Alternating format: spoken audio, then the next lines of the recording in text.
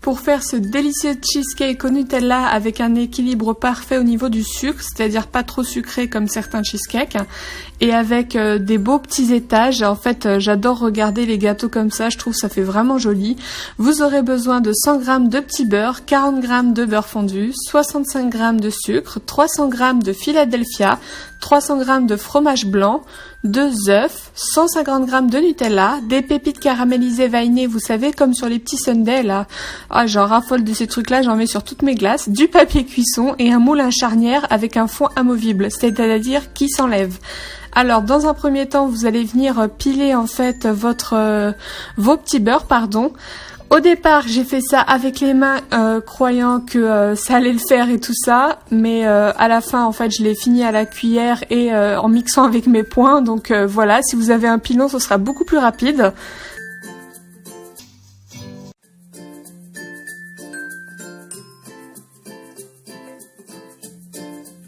Une fois que le petit beurre est concassé et bien écrasé comme ceci, vous allez venir en fait rajouter tout d'abord le beurre fondu.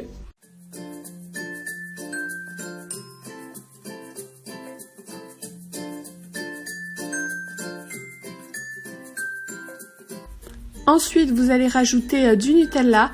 J'adore ce pot de cette année en fait parce que je le trouve vraiment trop choupinou. Et vous allez rajouter uniquement 50 g en fait dans le petit mélange que vous venez de faire par rapport aux 150 g total qu'on a besoin dans la recette pour le cheesecake. Et venir bien mélanger. Et comme vous pouvez le constater, après avoir bien galéré avec la cuillère, je m'y suis mis carrément avec les mains parce que déjà d'une c'est beaucoup plus rapide et le mélange est beaucoup plus homogène, c'est ce qu'il faut en fait pour le fond. Puis vous allez prendre votre moule à charnière avec un fond amovible, c'est-à-dire un fond qui s'enlève. Et en fait dans ces moules-là, le bord est généralement déclipsable pour faciliter en fait le démoulage. Et en parlant en fait de faciliter le démoulage, n'oubliez surtout pas de tapisser le fond en fait de papier cuisson pour pas que ça colle. Vous allez ensuite mettre le mélange dans le moule, puis le presser à l'aide d'une cuillère ou d'une spatule ou avec ce que vous voulez, mais moi avec une cuillère je trouve ça vraiment plus pratique. Et vous le pressez de telle façon en fait que la couche en fait soit vraiment assez homogène et de même épaisseur un peu partout.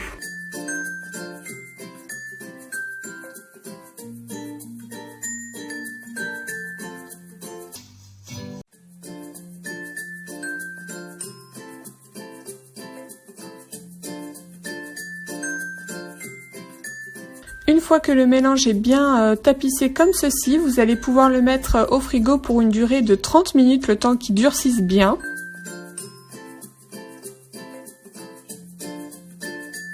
Ensuite, vous allez préchauffer votre four à 160 degrés, je dis bien à 160 degrés, pas plus. Dans un saladier où vous aurez mis le sucre, vous allez rajouter le fromage Philadelphia nature, je dis bien nature.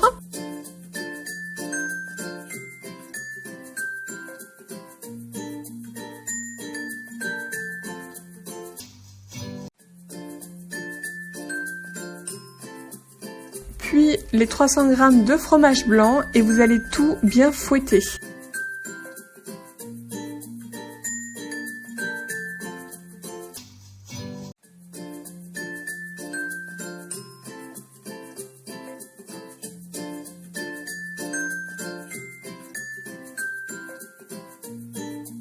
Une fois fini, vous allez rajouter les œufs un par un et continuer à fouetter.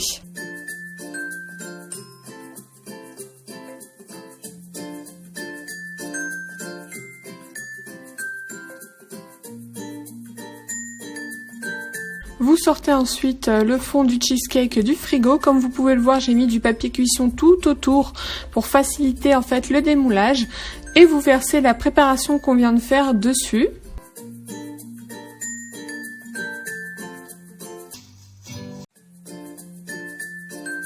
Puis vous allez venir l'enfourner dans le four tout d'abord pour une durée de 15 minutes à 160 dans le four préchauffé comme demandé précédemment. Passé ces 15 minutes, vous allez mettre votre four à 120 degrés pour continuer la cuisson mais plus en douceur pour une durée de 40 minutes minimum à 45 selon votre four. Une fois la cuisson finie et le gâteau bien refroidi, vous allez prendre les 100 g de Nutella restants des 150 de la recette, au préalable fondu, puis vous allez venir l'étaler bien évidemment sur le cheesecake.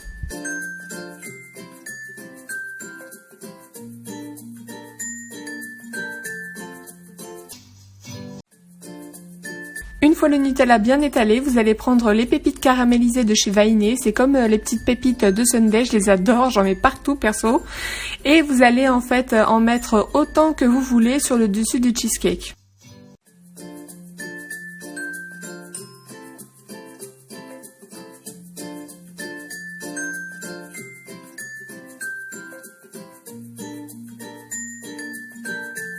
Une fois la quantité de cacahuètes désirée sur votre cheesecake, vous allez le mettre au frigo pour une durée de 24 heures. C'est pour qu'en fait il prenne, c'est-à-dire il tienne et que le fromage frais se durcisse.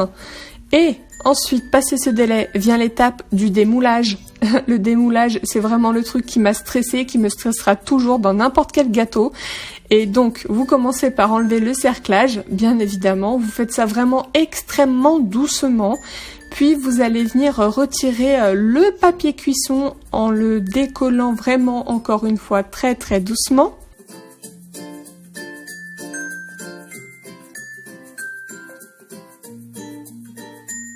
Et ensuite vient la deuxième étape du démoulage qui m'a encore plus fait stresser, c'est de décoller le papier cuisson mais qui est sous le fond biscuité en fait du cheesecake.